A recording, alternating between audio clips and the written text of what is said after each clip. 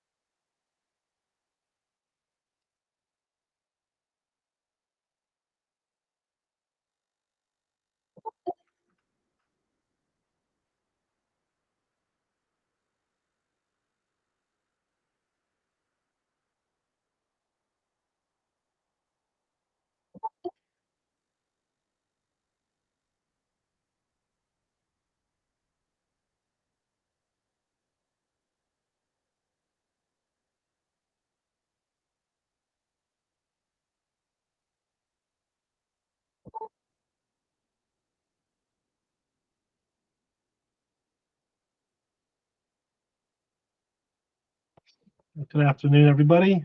We'll get started very shortly. Still got a bunch of people coming in.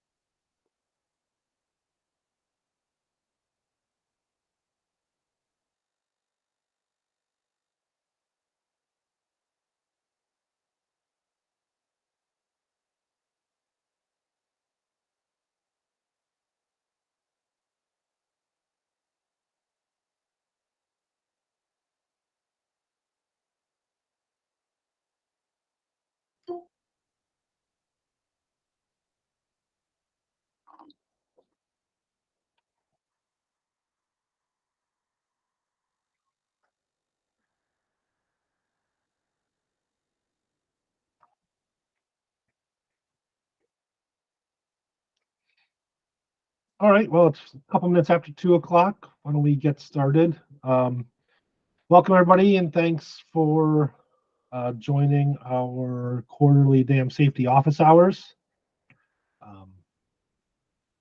The intent of these office hours is to kind of be like a free-form conversation. We'll have lots of things that are moving and continue to move in the small pond space, as well as a dam safety space in the state. So this is a good opportunity to just connect and chat about that, share ideas, answer questions if we can, and receive feedback to improve some of our processes or policies, and then promote consistency across our connected small pond and dam safety community in Maryland. We'll record this, as you probably saw. The recording is active, and we'll post it to our YouTube channel shortly after the meeting is complete, so it can be preserved for any questions or people who can't attend. As always, this is an open forum. So please feel free to share ideas for improvement. We appreciate the communication. If we can't come to agreements, or there's problematic questions, please keep it in a professional environment. We'll open the floor very quickly to kind of start the dialogue. For keeping things running smoothly, if you want to use the raise hand option before you unmute and speak, that's probably the best. And as we've discussed before in the past, if you have a very specific project related question, it's probably best to take that offline in a separate phone call or video conference. So let's see. Announcements. We moved the dam safety program, actually the entire stormwater dam safety and flood management program moved upstairs in MDE. So we've spent the last few weeks packing, and now we are unpacking. We just kind of had a housewarming lunch with some of the staff yesterday. So if things have been a little delayed or communication hasn't been as swift as normal, please take that in mind. It's anybody who's experienced an office move before, and I've done it before, it's a lot of effort that you wouldn't realize to move an entire group of 30 plus people plus decades of files and everything up to a new location in the building. So but we're happy in the new space. It's going to be very good, be efficient for us. So that's our big announcement for the day. I'll also mention that we still have some policy memos out there that we're workshopping. Obviously, the move and kind of the summer months coming to a close, and school year type activities with families and all that picking up have slowed the pace down a little bit on certain things. We do have imminently, I would say, Cecil County coming online to perform small pond reviews, and Baltimore County as well. That's exciting for us. Hopefully, it's very exciting for them and the development community at large. And I think this will be good for everybody. So we're looking forward to that. And of course, though, that does bring in some questions about cold water resource areas and how we're going to be handling those. So, I did get a question from Cecil County earlier today about cold water resource areas. And we'll jump right into that conversation. The cold water thermal design guidance we have basically says no more permanent pools, no more micro pools, no more full-on wet ponds and stuff like that in use 3 waters. That being said, submerged gravel wetlands are an acceptable option. So we wouldn't consider, and DNR has not historically considered submerged gravel wetlands to be a permanent pool. Again, the concern here from a resource protection and water quality standards standpoint is that you have particularly in something that has like a micro pool, it's shallow, it can get very hot in the summer.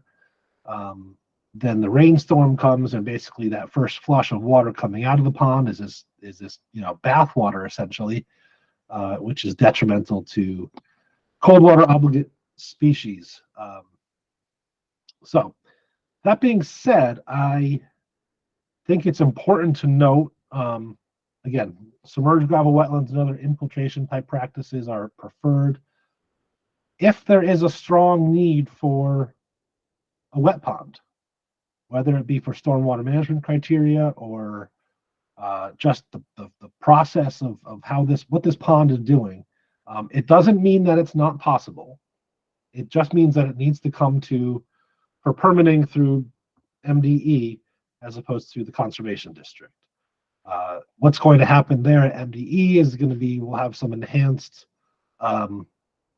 coordination, both internally at MDE and with DNR, working hand in hand with the engineering team for that structure to basically make sure there's no stone left unturned in terms of alternatives or other design elements that could help,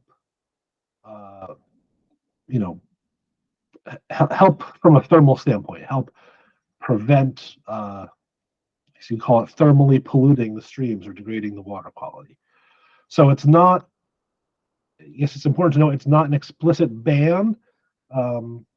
There could be cases, though, in particularly sensitive areas, sensitive resource areas, where after coordinating with DNR and the engineers, the answer is, no, it's not feasible. It's just, it's not the right thing. But in most cases that I've been involved in, when we coordinate with DNR, there is a solution reached, which balances the resource needs with the stormwater management needs. So that's a little update on that. That being said, I would now open the floor, and anybody who has any additional questions or conversation, that's how we do it, right? We're here till 2 o'clock or until we get, tired of talking and we don't have any more things to discuss. We sometimes end early, but that's the good thing about these office hours. It's free form. It's hopefully a fair and unbiased and untarnished exchange of information back and forth. Yeah, we can all learn a little bit from each other. So, like I said, I'll open the floor and see if anybody has anything they'd like to present to the group.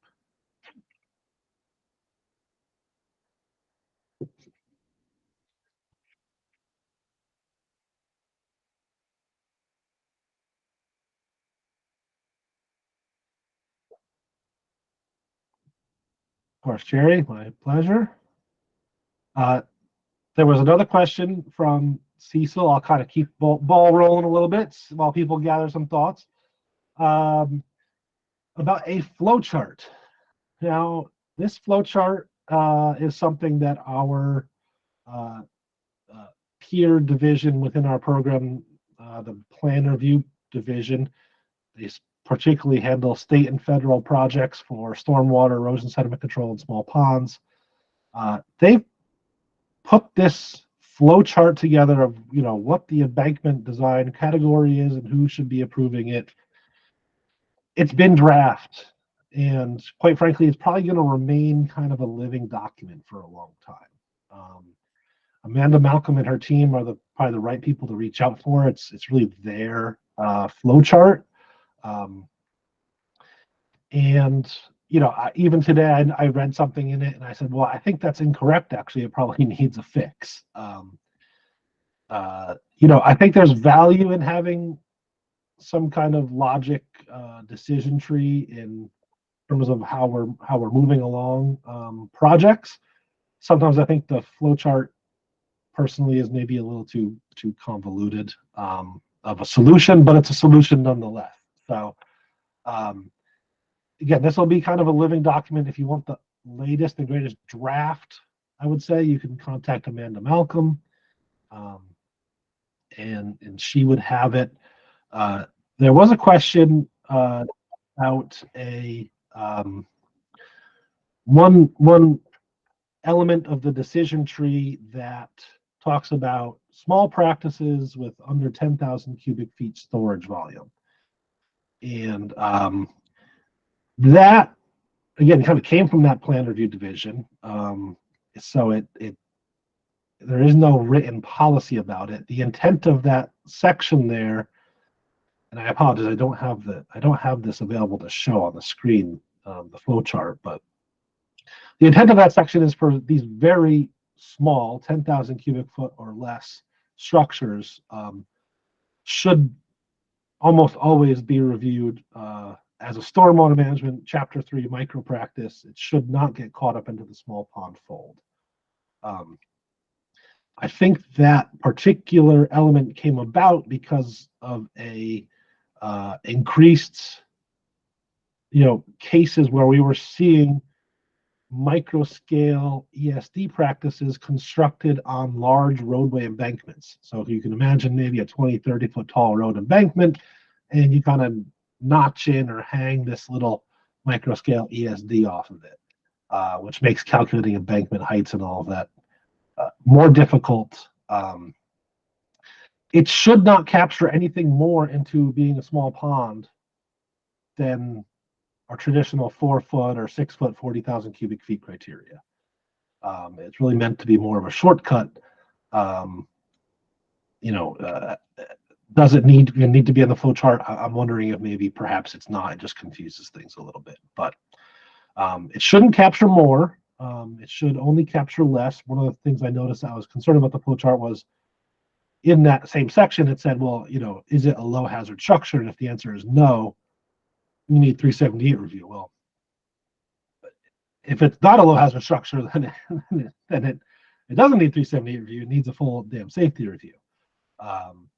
So if you do have a 10,000 cubic foot or less micro ESD facility that's somehow also high hazard, that's concerning. It seems like we should be designing to prevent that in the first place.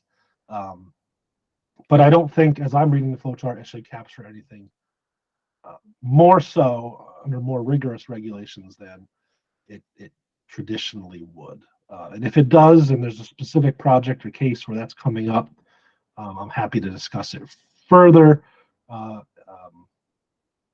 with you and our team, because that's not the intent of that. So hopefully that answers your question, Jerry, as well. Excuse me. I saw Martin Covington join. He had a good comment to me recently about clarifying effective height of the embankments. Again, that's the height from the emergency spillway to the lowest point along the center line of the dam, excluding the cutoff trench. So basically to the bottom invert of your spillway pipe of the cradle to the emergency spillway crest, or if there is no emergency spillway, it would be the low point on the top of dam. And that's this effective height concept that's in 378. There are, by some accounts, at least 3 ways to measure the height of a dam. The upstream height, i.e. upstream toe to low point on the crest of the dam.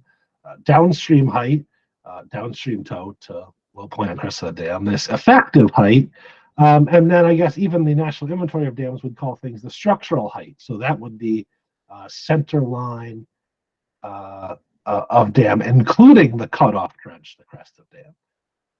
That is too complicated, I think. What you'll see in a lot of our policy memos that have been coming out and in future guidance is we're trying to simplify. We are trying to refer almost exclusively to upstream heights, i.e. upstream toe to low point on the crest of the dam. And that is, again, trying to keep it more simple, trying to eliminate, terminology that we're all using for multiple different ways of defining the height of the dam. Upstream toe to low point on the top of the dam. The only exclusion to that would be if your upstream toe is built up on 30 feet of fill or whatever height of fill, then that causes some more nuanced calculations. So, question in the chat here is about, to confirm, it's the settled top of dam, not constructed top of dam, if there's no emergency spillway for this effective height. And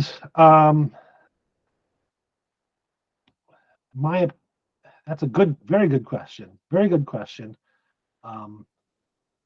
I think it is reasonable to use the settled top of dam with a caveat. The industry convention I think I see here in Maryland is that people will automatically assume a certain percentage of the embankment height evenly distributed across the crest of the dam as the constructed height, and then it will just settle all uniformly. That, you know, flies in the face of soil mechanics, I guess, right? You're gonna, it's all, the settlement is all about the load type of soils. So if your center section of your dam is got 15 feet of fill and your edges closer to the abutments only have 5 feet of fill, well, you should see more settlement at the crest than at the edges. So what does that result in? It theoretically would result in a camber of the height, where the low point of the crest of the low point of the settled dam may not be in the center of the most fill, because you're building this camber into it. So I think it's important as reviewers and as designers to consider that reality and not just blindly apply a percentage.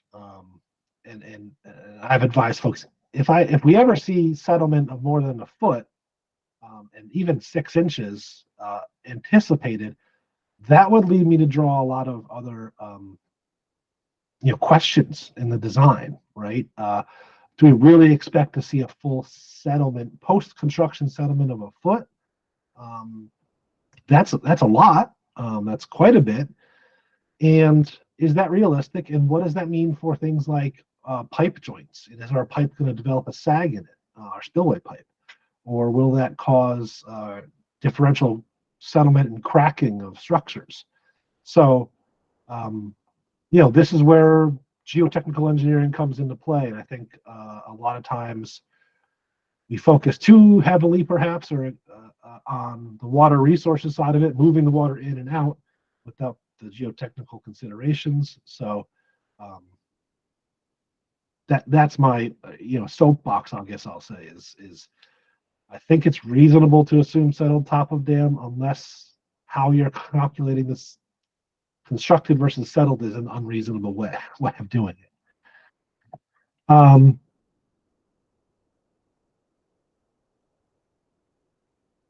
Jerry, I'm seeing your question in chat here. Traditionally, the height of the dam was measured from crest of auxiliary spillway down to upstream toe of dam. Has that changed to top of embankment, regardless if you have an auxiliary spillway? We're trying to move towards a more unified definition of height of dam. So what I'm drawing from is actually the law in Maryland, Environment Article 5-503, which starts discussing, you need a permit to construct, modify, alter, remove a dam, blah, blah, blah, except if you meet these certain criteria, you can have your plans approved by the Soil Conservation District or our designee, MDE's designee. And part of that environment article talks about 20 feet height, which is 378 height.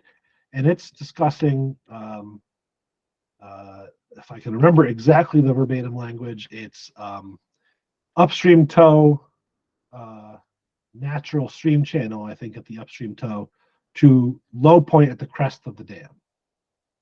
So that's what we're trying to move toward. We're trying to move towards a more unified discussion of the height of dam in any of the policies we put out, any future design guidance. Because there's all different ways to measure it. There's all different definitions out there. And I think that's caused confusion over time. So we're trying to go back to basics a little bit, and we're calling towards that definition that's actually in the law as a guide for how we're defining it. And you'll see how that's phrased in a lot of our design policies or guidance documents as well.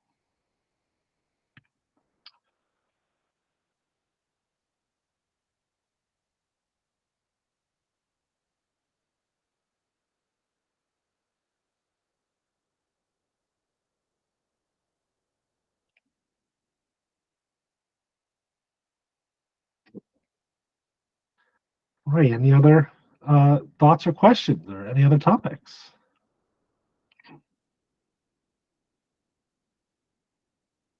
Give people a chance to think on that.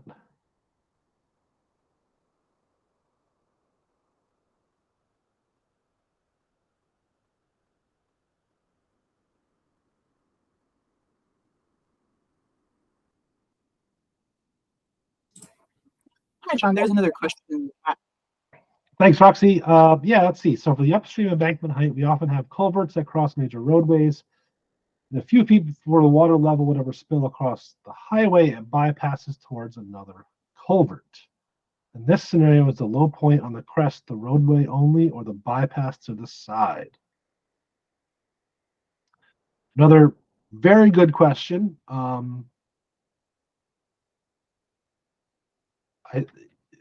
It might be a little more difficult to answer without having a specific case in mind, and we're trying to avoid, speaking generalities here today. But I think what I would say is if you have, you obviously have vertical curves and different embankment heights for linear constructed embankments like roads or I guess not so much rail. And yes, what I would look to is kind of the overflow elevation, if that maybe answers it. So you may be looking specifically at one location at one culvert, and you could never overtop at that location because before you do that, you're spilling out laterally and overtopping the road maybe at a different location. And if that's the case, I would consider those other locations to be the low point of the crest where it spills over. Hopefully that answers it, and if not, maybe we can talk some more offline about a specific case. Sometimes it's the balancing point, right?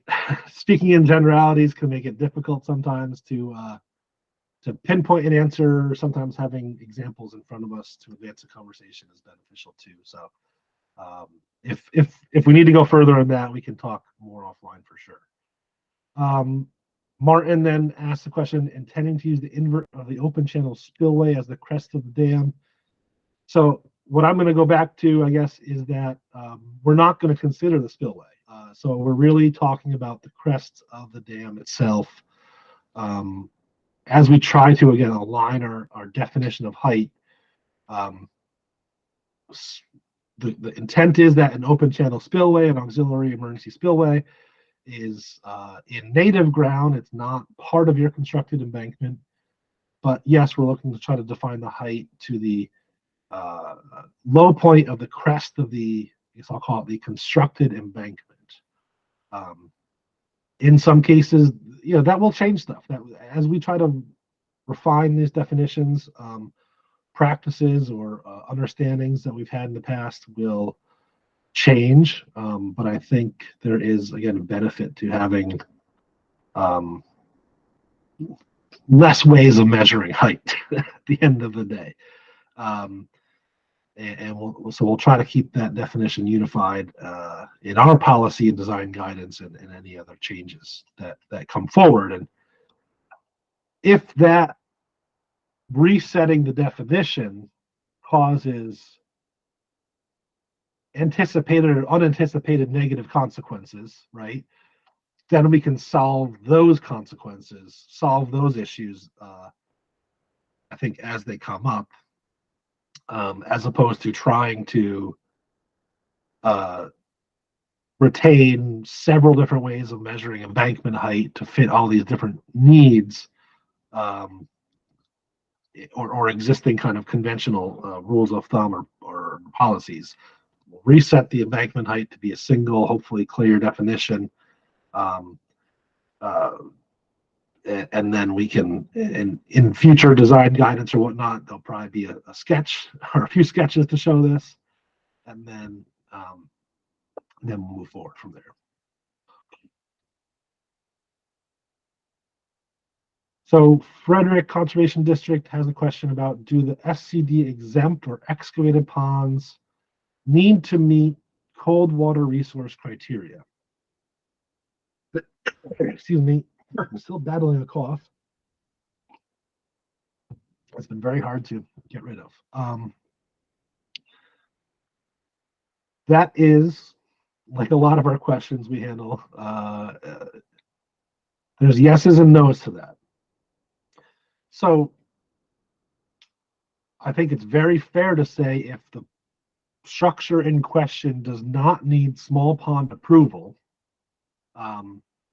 who's going to tell them they can't do what they want to do, right? I guess the theoretically the stormwater management folks could try to enforce the cold water resource criteria, but I think, you know, if they are exempt because of their size or nature of construction, they're you know, there's no tools per se that we directly have that they have to meet the cold water resource criteria.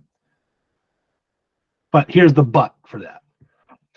At the end of the day, the state of Maryland still does have water quality criteria and thermal criteria, particularly for use 3 watersheds, exists. And it does say that, you know, discharges should be limited to certain temperatures and to match the stream temperatures and not mess up the aquatic life. So, you know, this is an area, I think, where there's, you know, there's maybe not a permitting tool to enforce the designers to employ that criteria, but they could still be designing something in conflict with the Maryland laws and regulations for water quality if they ignore it.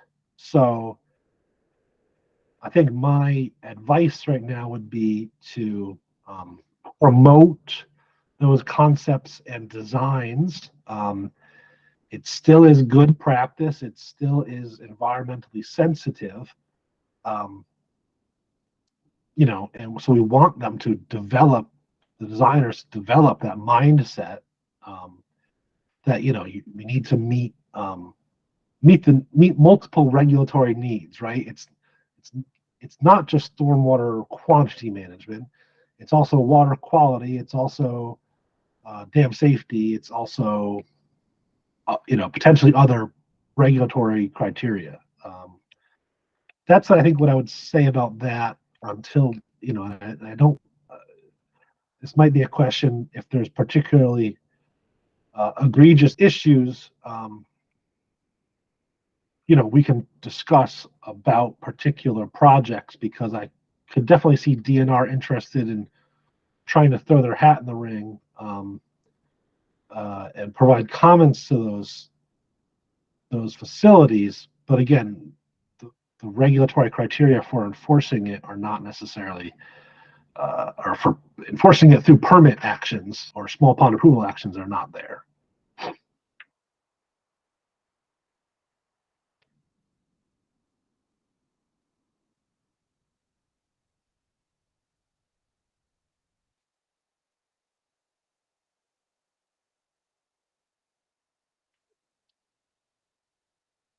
As people are thinking, if they have any other additional questions. Oh, Charles Wallace has a question, so free up to me. Charles, how are you today? There we go. I had to find the unmute button. Unmute. Yes. Thank you, John. I want to step back a bit to your conversation about the lateral overtopping. Yes. You know, one thing you may also want to consider, and the designers need to consider, when you have that situation, the receiving culvert of that partial diverted flow may now need to have a higher Q100 in the evaluation of whether or not that culvert becomes a dam, until you get down to the bottom of the hill where you have the major river within that watershed. I was involved in a project in a near urban county that there's about 4 different cascades that was occurring until you got down to the major river or the large river with the stream at the bottom. I think that's a really good point. Is that we're yes, designed for increased 100-year flows can cause additional permitting stress. Oh, we use that term, right? But it's about kind of solving the problems that we've got, we've built ourselves into, right?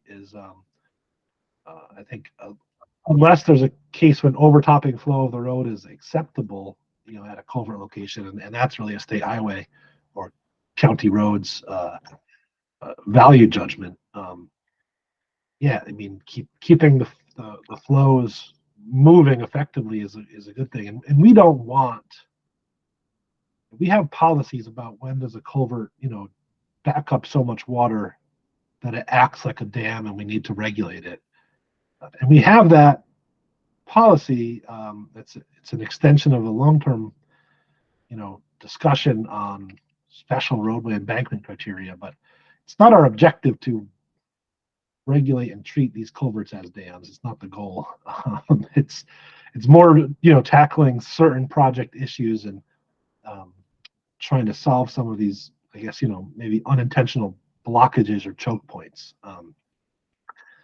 So yes, I encourage everybody to make sure their culvert is a culvert and not a dam is preferred.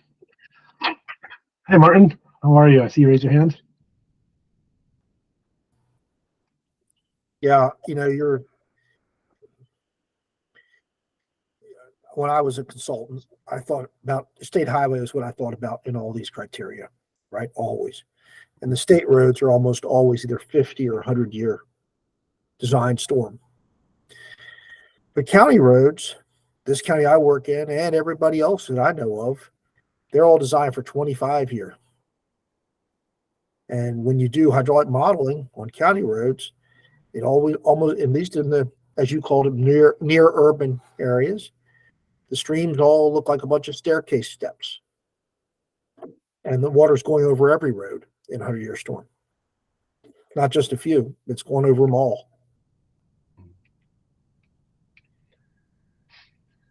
Yeah, that's definitely a quality of life, public safety type issue for people to address. It's and that's why it's leave it to those jurisdictions and those transportation agencies to kind of set their criteria, because maybe it's evaluated and it's an acceptable risk to them, right?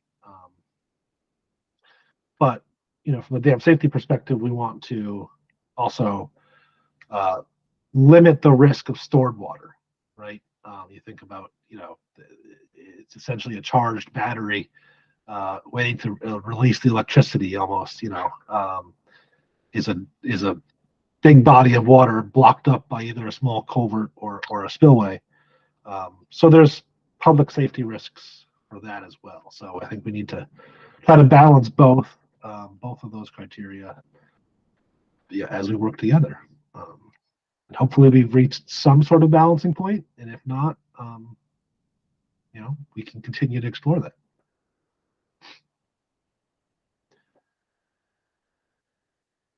Moving on to kind of a big money thing. I'm just going to mention this here because this came out, it's been slowly rolling out, but the Army Corps is just, really starting to hit the presses with this. The Corps has got a $7.5 billion funded financing program for dams in the country, non-federal dams. And basically it's a low interest loan program. The way the loan interest accrues is you can apply for a loan package, and you only ask for and get money in the disbursements that you want. So the interest only accrues on the money when you request it, as opposed to at the start of the loan terms. Kind of we're all searching for solutions to the financing problems of dam infrastructure. And, I recognize that probably many people on this call are more focused on the small pond and stormwater side of stuff, but it's called the Core Water Infrastructure Financing Program, CWIFP. We'll probably send out an announcement about it, because it is, again, it's another tool and toolbox of solving the financing problems. The interesting hitch to this, I'll say, it will fund up to 49% of your project cost, or I think up to 80% in, what do they define it as? Small disadvantaged communities, I think. Economically disadvantaged communities. It's an 80% cost match. But the minimum, I think, loan disbursement is $20 million. So I think that's a lot of money, but you can package projects together. So just kind of announcing that, let's say you're working for a county jurisdiction or whatnot, and maybe at the end of the day, when you look at some of your bigger dams plus smaller structures and whatnot, maybe it helps. I don't know, but if I didn't share it, shame on me. So we'll send out more information about that. But if that interests you, I know the Army Corps is very excited to talk to folks about it in their financing program, and see how they can help you have a successful application. So I'll leave that topic at that.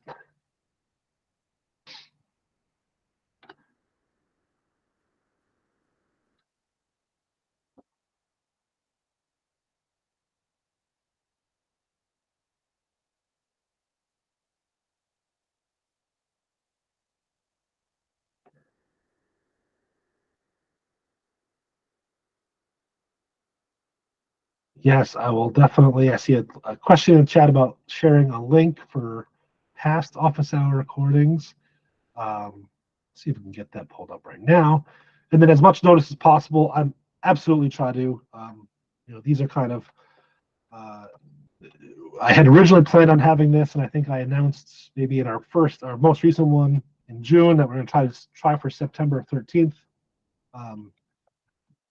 For this date, and then it turns out that was in the middle of our designated time to move, and we had movers helping move our office space, so that wasn't going to really work.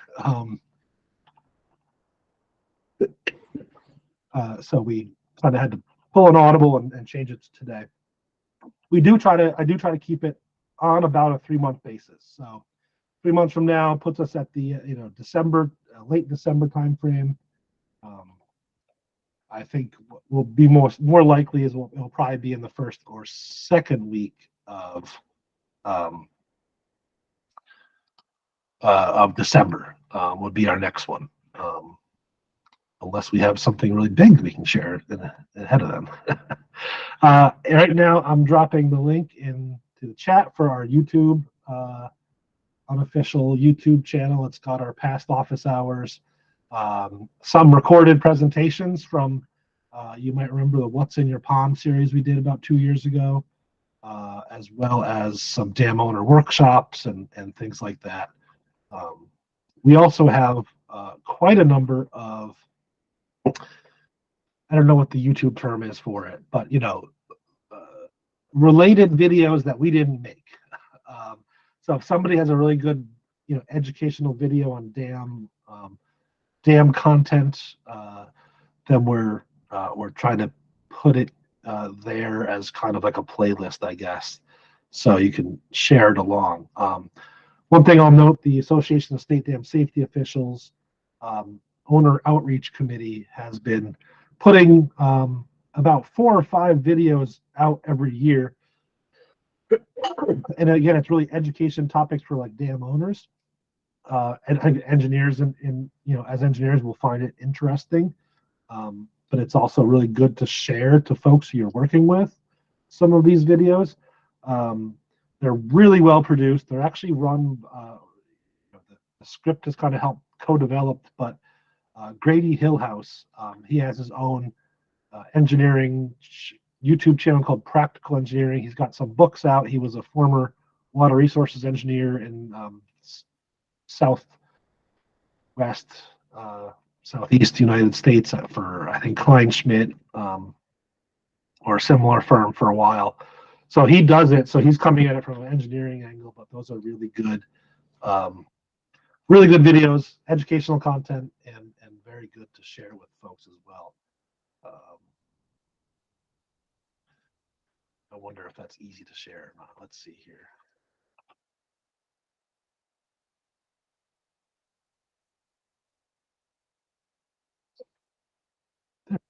Dam Owner Academy.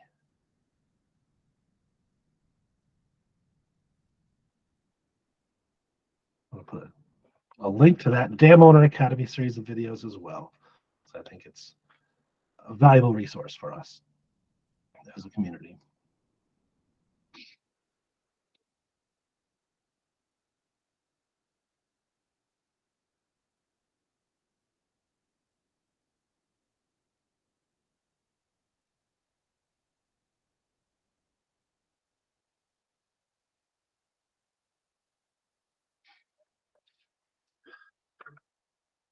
All right. Well, we're keeping rolling through.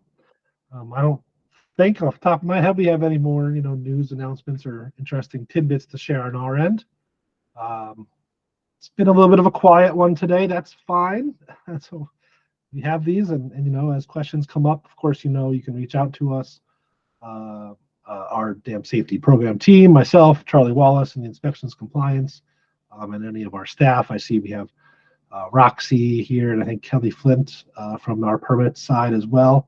Both very capable folks who can help answer questions as they come up in your day-to-day life. I guess we can pause here for a few moments, see if anybody else has any things they'd like to bring up, and if not, maybe we start winding this down.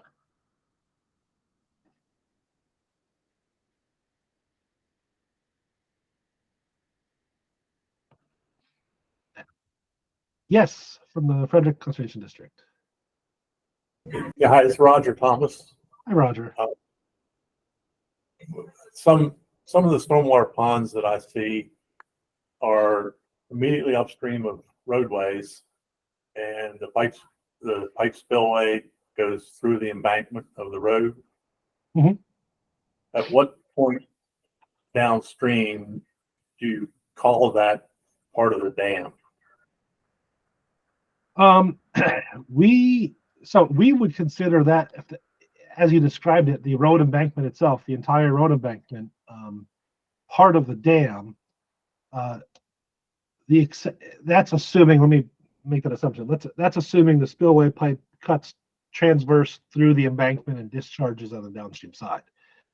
If this is a case where we have what we call stormwater pond, or I'm sorry, not stormwater ponds. That's a bad term. Obviously, we know what those are. Storm drain ponds that connect to storm drain systems, basically. So maybe the spillway pipe riser, starts transverse or at a skew to the embankment, and then connects with a larger storm drain trunk line that runs along the embankment. That becomes a little more trickier when to define what is and what is not from a spillway perspective, but we would generally consider looking at the terrain, and we would still consider that, chunk of earth embankment fill between valley walls to be the dam embankment upstream and downstream, even if it doesn't daylight on the downstream side and continues downstream, because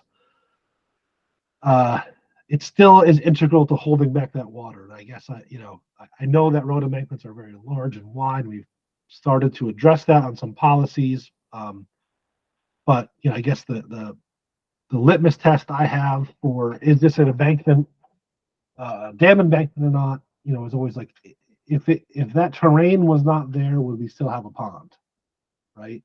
If that fill was not there, would we still be impounding water or not? And if the answer is, oh no, you couldn't have the stormwater management if you took out this chunk of earth, then I would say, well, that means that's a dam. And if you say, oh no, you could for whatever reasons, particular to the particular topography, then maybe that doesn't need to be considered an earth embankment. But if there's projects that come up, that you want to, shoot by a couple, some plans and stuff like that to our office and help kind of, develop a mutual common understanding of what we would say versus what your thoughts are, then we're happy to do that too. I think, like I said earlier, sometimes, having a few different examples and plan sets in front of you to kind of just say, we're not doing an in-depth review, but what's your gut feel on, does this count? Does that count? Does that count? Can be beneficial. And we're happy to do that as well.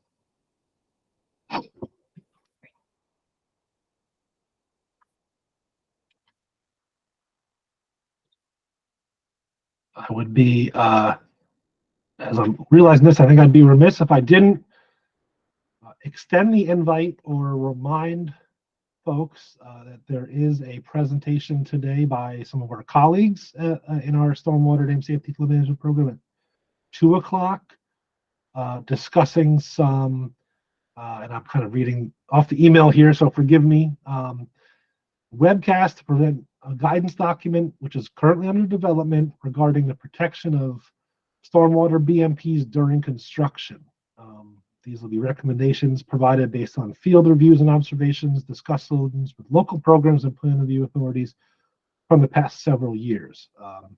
So again, clarifying that in the footprint of stormwater BMPs that have an infiltration component, they must be protected by using diversion controls, as opposed to silt fence, super silt fence, and other similar products. Hopefully I read that email or the invitation correctly. But anyways, if this is, here, I'm going to copy and share the link into our chat here. So if that's news to you and you hadn't heard about this announcement, it was a fairly short notice, I believe, for this webcast. I'm putting the Google Meets link in the chat right now.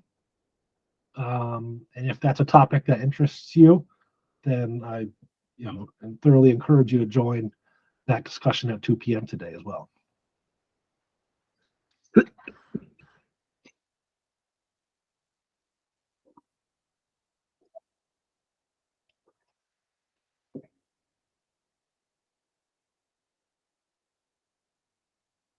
All right. Well, I think hearing no other questions or comments, we can wind this down. Thanks for joining. Give you back a little bit of time to grab a lunch or take a look at a plan set before that 2 o'clock webcast about this new guidance on protecting BMPs during construction. I think that should be really interesting and valuable.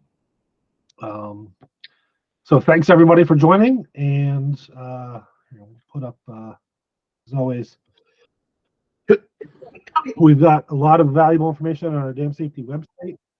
I have a really good feeling, we've been discussing this internally, that the layout of our website actually is such that people may not realize how much content we have there. So we're going to tweak the graphic interface of the website a little bit to make some of our links more apparent. We spent a lot of time putting all this good guidance out there, and just from having some conversations with folks, I think they might not realize it exists. Bad layout formatting, I guess. We didn't realize it. And I put the link into our Maintainer Drain website as well. Of course, if you have questions, this is my contact information. Feel free to reach out to any of our staff as well. And with that, I guess we'll end the meeting and wish everybody a great day and great rest of your week. And let's go O's. All right. Thanks.